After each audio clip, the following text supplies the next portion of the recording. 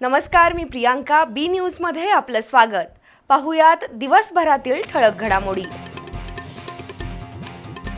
S ट्रेडर्सच्या तपासात त्रुटी, न्यायालयात प्रतिज्ञापत्र दाखल केलं नसल्याबद्दल आर्थिक गुन्हे अन्वेषण शाखेच्या तपास अधिकाऱ्यांची चौकशी करण्याचे न्यायालयाचे आदेश.